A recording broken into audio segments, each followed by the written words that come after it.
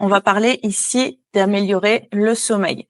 Le sommeil, c'est vraiment un élément clé pour la perte de gras, donc on va tout faire pour l'optimiser, pour qu'il soit de qualité. Donc, ce que je vais faire, c'est de présenter les choses à absolument éviter avant d'aller te coucher. Et ensuite, je vais te donner des astuces pour améliorer ton sommeil. Les choses à éviter pour commencer, ce sont les écrans. Donc, on va éviter de scroller les réseaux sociaux sur notre téléphone avant d'aller se coucher. Et ce qu'il faut aussi absolument éviter, c'est d'être au lit avec le téléphone devant soi. On va éviter de regarder des films ou des séries aussi avant d'aller se coucher. L'idéal, c'est d'arrêter 1 heure avant l'heure du coucher. Alors, pourquoi éviter les écrans? Parce que la lumière bleue des écrans empêche la production de mélatonine. La mélatonine, c'est l'hormone du sommeil. Ça bloque cette production de mélatonine. Donc, si ton corps ne peut pas produire de mélatonine, eh bien, forcément, tu vas retarder de plus en plus l'heure du coucher et tu vas pas passer une bonne nuit de sommeil. Et en plus, si tu es sur les réseaux sociaux, ou tu regardes un film ou une série avant d'aller te coucher, tu peux voir passer des choses qui te perturbent, des choses qui t'agacent. Voilà, donc on va éviter ça, on va éviter tout ce qui est films qui vont créer de l'angoisse. Ensuite, on va éviter les produits qui stimulent.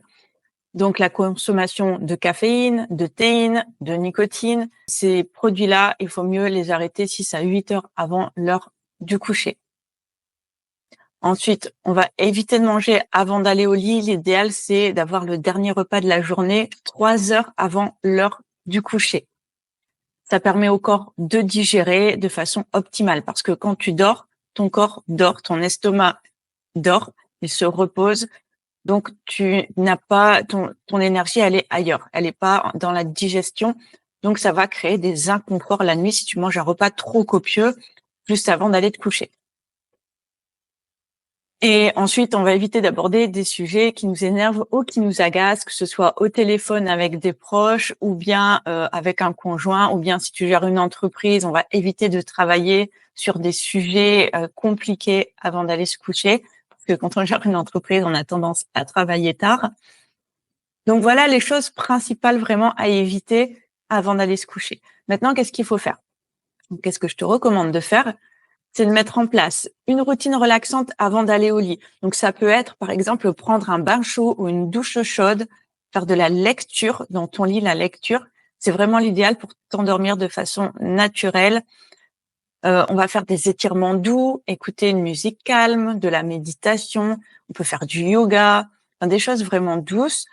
Écrire dans un journal, ça aussi, c'est important parce que le fait d'écrire tes pensées et tes préoccupations avant de te coucher, ça te permet de te libérer l'esprit.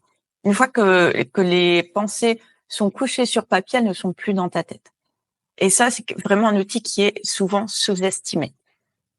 Ensuite, établis une heure de coucher régulière. Les personnes qui pratiquent une activité physique, donc de type musculation ou fitness, ou un sport même de façon générale, ont besoin de plus de sommeil que quelqu'un qui ne bouge pas. Donc, tu dois viser entre 8 et 10 heures de sommeil.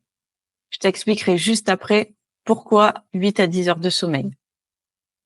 Bois des tisanes relaxantes, comme de la camomille, de la valériane ou de la fleur d'oranger. Donc, on évite les boissons qui vont énerver, on va privilégier les boissons qui calment et qui apaisent. Les cycles du sommeil, je vais passer très rapidement dessus, mais je t'ai mis ici vraiment ce qu'il faut savoir. Un cycle de sommeil dure 3 heures. Donc, pendant les 6 premières heures de sommeil, c'est-à-dire les 2 premiers cycles, c'est le corps physique qui récupère, qui se répare et qui se régénère. À partir de 6 heures de sommeil, donc au-delà de 6 heures de sommeil, c'est le cerveau qui se repose et qui se détoxifie grâce au système glymphatique. Et ce système permet d'évacuer des déchets métaboliques qui sont accumulés dans le cerveau au cours de la journée, notamment des types de protéines qui sont toxiques pour le cerveau. Et pendant la phase de sommeil profond, le liquide céphalorachidien peut circuler. Donc, c'est le liquide qui est dans le cerveau et éliminer toutes ces substances toxiques qui sont liées à des maladies neurodégénératives.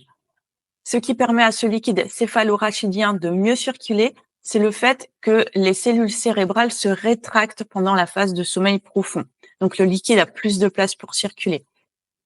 Alors, un manque de sommeil de qualité est lié à des maladies neurodégénératives telles que Alzheimer. Si les éléments toxiques du cerveau ne peuvent pas être évacués pendant le sommeil, au fur et à mesure du temps, sur des années, des maladies neurodégénératives peuvent se mettre en place.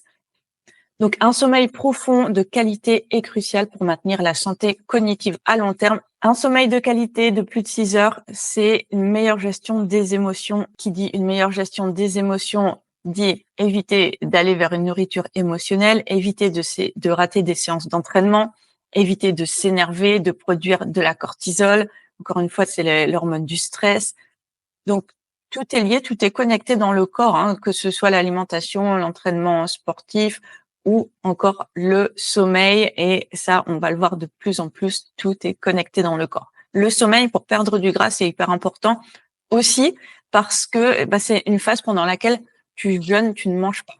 Donc, ton corps se détoxifie, élimine tout ce qui est toxique. Et c'est pour ça que le sommeil, on veut vraiment, vraiment le privilégier. C'est vraiment, je dirais, la base.